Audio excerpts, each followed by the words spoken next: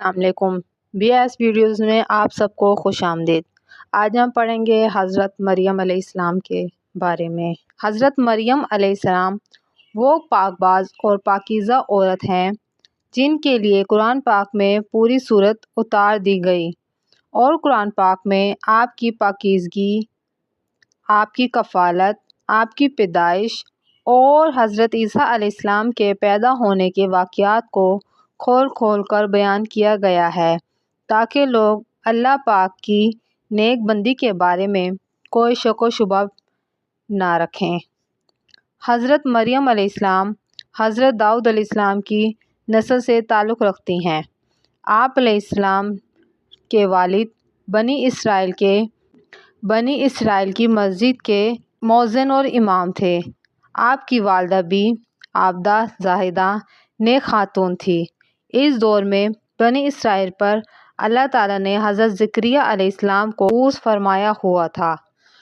حضرت مریم علیہ السلام کی والدہ کے ہاں اولاد نہیں تھی تو انہوں نے اللہ سے نذر مانی تھی کہ ان کے ہاں اولاد پیدا ہوگی وہ اسے بیت المقدس کی خدمت کے لیے وقف کر دیں گی، اور وقت کے رواج کے مطابق جو لڑکا بیت المقدس کے لیے وقف کیا جاتا تھا وہ نہ تو شادی کرتا تھا اور نہ ہی دنیا داری کے مشاغل میں دلچسپی رکھتا تھا، صرف عبادت گاہ کی خدمت کرتا اور خود بھی عبادت میں مشغول رہتا تھا۔ حضرت بی بی مریم کی والدہ نے بھی بیٹے کی عطا کرنے کی دعا کی تھی۔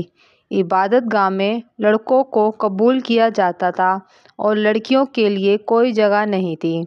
چونکہ جب بیٹے کی جگہ بیٹی پیدا ہوئی تو ماں کو فکر لاحق ہونے لگی کہ اب ان کی نظر کیسے پوری ہوگی۔ اسی کشمکش میں انہوں نے دعا کی، اے میرے رب، میں نے تو لڑکے کے لیے دعا کی تھی، چونکہ تو رب تعالیٰ بہتر جانتا ہے اس تک انسانی سوچ کیسے پہنچ سکتی ہے۔ اللہ تعالیٰ نے جس لڑکی کو پیدا فرمایا تھا دراصل اسے مقدس ماں بنانا مقصود تھا، جس میں سے ایک عظیم الشان نیک مبارک بیٹے نے جنم لینا تھا جو پیدائشی نبی تھا۔ بہرحال حضرت مریم علیہ السلام کی پیدائش ہو جاتی ہے اور جب مدت رضاعت ختم ہوتا ہے تو آپ کی والدہ آپ کو بیت المقدس لے آتی ہیں تاکہ انہیں مجاوروں کے سپرد کر کے اپنی منت پوری کر سکیں۔ وہاں مجاور لڑنے لگ جاتے ہیں کیونکہ ہر ایک مجاور کی یہی چاہت تھی کہ حضرت مریم علیہ السلام کی کفالت ان کے سپرد آئے۔ فیصلہ یہ ہوا سب مجاور اپنے اپنے قلم جن سے وہ تورات لکھتے ہیں پانی میں چھوڑ دیں۔ جس کا قلم پانی کے بہاؤ سے الٹ بہے گا وہی حضرت مریم کی کفالت کا حقدار ہوگا۔ اس مقابلے میں حضرت زکریا علیہ السلام بھی شامل تھے۔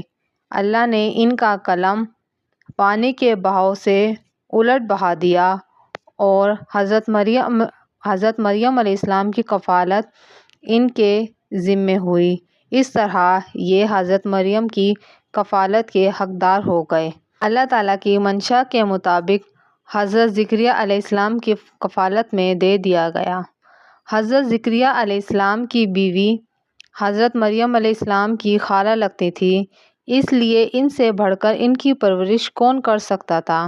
اس طرح حضرت مریم بیت المقدس میں رہائش پذیر ہو گئیں اور آپ کے لیے ایک کمرہ مختص کر دیا گیا جہاں حضرت زکریا علیہ السلام کے علاوہ کوئی نہیں جا سکتا تھا۔ آپ وہاں دن رات اللہ تعالیٰ کی عبادت میں مشغول رہتی تھیں۔ جب بھی حضرت زکریا علیہ السلام آپ کے پاس آتے تو وہ حیران ہوتے کیونکہ آپ کے پاس بے موسم پھل پائے جاتے تھے، گرمیوں کا پھل سردیوں میں اور سردیوں کا پھل گرمیوں میں آپ کے حجرے میں موجود ہوتا تھا۔ حضرت زکریا علیہ السلام کی حیرت بجا تھی۔ حضرت زکریا علیہ السلام نے حضرت مریم سے پوچھا، یہ پھل کہاں سے آتے ہیں؟ کون دے کے جاتا ہے آپ کو؟ حضرت مریم علیہ السلام پرسکون ہو کے فرماتی ہیں کہ اللہ کے پاس سے آتے ہیں۔ تبھی حضرت زکریا علیہ السلام نے اللہ سے اپنی اولاد کے لیے دعا فرمائی۔ آپ کی بیوی کے بانجھ ہونے کے باوجود بھی معجزۂ خداوندی سے آپ علیہ السلام کے ہاں حضرت یحییٰ علیہ السلام کی ولادت ہوئی۔ حضرت مریم علیہ السلام کی عزت و فضیلت پاک بازی قرآن پاک میں بار بار بیان کی گئی ہے۔